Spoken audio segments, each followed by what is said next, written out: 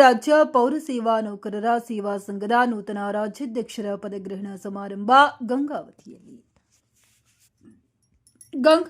ಕರ್ನಾಟಕ ರಾಜ್ಯ ಪೌರಸೇವಾ ನೌಕರರ ಸೇವಾ ಸಂಘದ ರಾಜ್ಯಾಧ್ಯಕ್ಷರಾಗಿ ಕಳೆದ 17 ಫೆಬ್ರವರಿ ಅವಿರೋಧವಾಗಿ ಆಯ್ಕೆಗೊಂಡ ಕೆಡಿ ಶೈಲಾ ಅವರನ್ನ ಇದೇ ದಿನಾಂಕ 28/2/2026 ಶನಿವಾರ ನಗರದ ಅಮರ್ ಜ್ಯೋತಿ ಕಲ್ಯಾಣ ಮಂಟಪದಲ್ಲಿ ಪದಗ್ರಹಣ ಕಾರ್ಯಕ್ರಮ ಬೆಳಗ್ಗೆ 11 ಗಂಟೆಗೆ ಜರುಗಲಿದೆ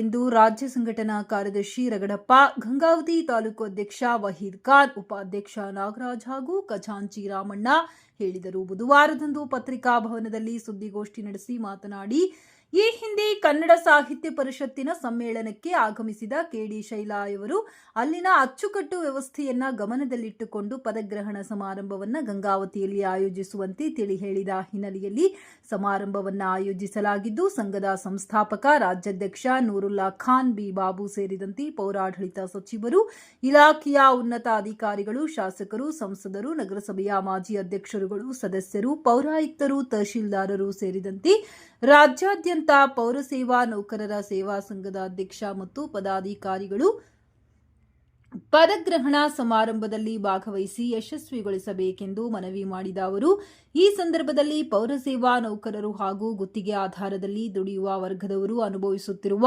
ನೋವು, ಸಂಕಟಗಳನ್ನು ಹಾಗೂ ಸಮಸ್ಯೆಗಳನ್ನು ಸರ್ಕಾರದಿಂದ ದೊರೆಯಬಹುದಾದ ಸೌಲಭ್ಯಗಳ ಕುರಿತು ನೂತನ ರಾಜ್ಯಾಧ್ಯಕ್ಷರ ಗಮನಕ್ಕೆ ತರಲಾಗುವುದೆಂದು ಹೇಳಿದರು. ನೂತನ ರಾಜ್ಯಾಧ್ಯಕ್ಷರಾಗಿ ಶ್ರೀಮತಿ ಶೈಲಾ ಅವರು ಆಯ್ಕೆಯಾಗಿದ್ದಾರೆ.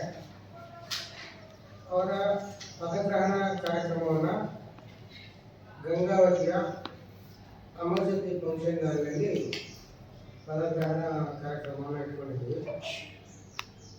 ಈ ನಮ್ಮ ರಾಜ್ಯಾಧ್ಯಕ್ಷರು ಗಂಗಾವತಿಯನ್ನು ಆಯ್ಕೆ ಮಾಡಿಕೊಳ್ಳೋದಕ್ಕೆ ಕಾರಣ 63ನೇ ಕನ್ನಡ ಸಾಹಿತ್ಯ ಸಮ್ಮೇಳನದ ನೇಮಕ.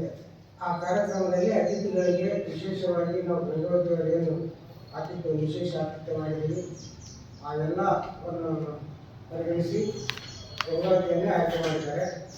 ಆಯ್ಕೆ ಮಾಡಿದ್ದಕ್ಕಾಗಿ ಗಂಗಾವತಿ ಶಾಖೆ ವತಿಯಿಂದ ಅವರಿಗೆ ಅಭಿನಂದನೆಯನ್ನು ಸಲ್ಲಿಸುತ್ತೇವೆ. ಈ ಒಂದು ಪದಗ್ರಹಣ ಮತ್ತು ರಾಜ್ಯ ಪರಿಷತ್ ಸಭೆಯ ಕಾರ್ಯಕ್ರಮಕ್ಕೆ ಮಾನ್ಯ ರಹೀಮ್ ಖಾನ್ ಸಚಿವರನ್ನು ಕರೆದಿದ್ದೀನಿ. ಮತ್ತು ನಮ್ಮ ಪೌರಾಡಳಿತ ನಿರ್ದೇಶನಾಲಯ ಮತ್ತು ನಗರಾಭಿವೃದ್ಧಿ ಇಲಾಖೆ ಹಾಗೂ ಕೊಪ್ಪಳ ಜಿಲ್ಲಾಧಿಕಾರಿಗಳು, ರಿಜಿನಲ್ ನಿರ್ದೇಶಕರು, ನಮ್ಮ ಪೌರಾಯುಕ್ತರನ್ನು ಒಳಗೊಂಡಂತೆ ವಿಶೇಷ ಆಹ್ವಾನಿತರನ್ನಾಗಿ ನಮ್ಮ ಕೈಗೊಂಡ ಅಜ್ಜರನ್ನು ಕೂಡ ಕರೆದಿದ್ದೇವೆ. ಈ ಒಂದು ಕಾರ್ಯಕ್ರಮಕ್ಕೆ ಇವರೆಲ್ಲರೂ ಬರುವ ನಿರೀಕ್ಷೆ ಇದೆ. ಈಗ ನಾವು ಸುದ್ದಿಗೋಷ್ಠಿಯನ್ನು ಕರೆದಿರುವಂಥ ಮಹತ್ವದ ಉದ್ದೇಶ ಏನಂತಂದರೆ, ಈ ಗಂಗಾವತಿಯ ಮಹತ್ವದ ಕಾರ್ಯಕ್ರಮಕ್ಕೆ ಕೆಲವರನ್ನು ವಿಶೇಷವಾಗಿ ಭೇಟಿಯಾಗಿ ಕರೆದಿದ್ದೇವೆ, ಕೆಲವರಿಗೆ ಪತ್ರಗಳನ್ನು ಕರೆದಿದ್ದೇವೆ. ಇನ್ನೂ ಬೋರ್ಡನ್ನು ಗಣ್ಯಮಾನ್ಯರನ್ನು ಕರೆಯೋದಕ್ಕೆ ಆಗಿಲ್ಲ. ಈ ಒಂದು ನಮ್ಮ ಪತ್ರಿಕಾಗೋಷ್ಠಿಯ ಮೂಲಕ ಯಾವ ಪೌರಸೇವಾ ನೌಕರರ ಹಿತೈಷಿಗಳಿದ್ದಾರೆ, ಸಂಘಟನೆಗಳಿದ್ದಾರೆ, ರಾಜಕೀಯ ಮುಖಂಡರಿದ್ದಾರೆ, ಅವರೆಲ್ಲರೂ ನಮ್ಮ ಈ ಒಂದು ವಿನಂತಿಯನ್ನು ಮನ್ನಿಸಿ ಸರಿ ಕಾರ್ಯಕ್ರಮಕ್ಕೆ ಬಂದು ಕಾರ್ಯಕ್ರಮವನ್ನು ಯಶಸ್ವಿಗೊಳಿಸಬೇಕು ಅನ್ನುವಂಥ ನಿವೇದನೆ ಮಾಡೋದಕ್ಕೋಸ್ಕರ ಇವತ್ತಿನ ಈ ಸುದ್ದಿಗೋಷ್ಠಿಯನ್ನು ಕರೆದಿದೆ.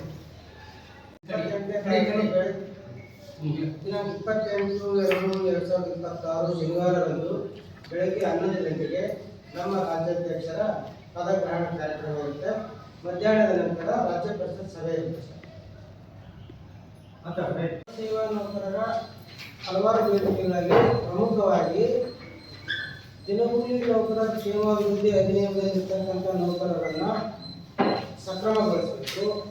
ಹೊರಗುತ್ತಿಗೆ ಅನ್ನುವಂಥದ್ದೇನು ಲೋಡರ್ಸು, ಕ್ಲೀನರ್ಸು, ಡ್ರೈವರ್ಸ್ಗಳನ್ನು ಹೊರಗುತ್ತಿಗೆ ಮೇಲೆ ತಗೊಂಡಿದ್ದಾರೆ, ಆ ಹೊರಗುತ್ತಿಗೆಯನ್ನು ರದ್ದು ಮಾಡಿ ನೇರ ಪಾವತಿಗೆ ಒಳಪಡಿಸಬೇಕು. ಇನ್ನುಳಿದಂತೆ ನಮ್ಮ ಸಿಲಿಂಡರ್ ರೂಲು 2004ರಲ್ಲಿ ಆಗಿದ್ದು, 11ರಲ್ಲಿ ಆಗಿದ್ದು, ಇನ್ನೂವರೆಗೆ ಸಿಲಿಂಡರ್ ರೂಲ್ ಆಗಿಲ್ಲ. ಆ ಸಿಲಿಂಡರ್ ರೂಲ್ ತಿದ್ದುಪಡಿ ಮಾಡಬೇಕು ಅನ್ನುವಂಥದ್ದು.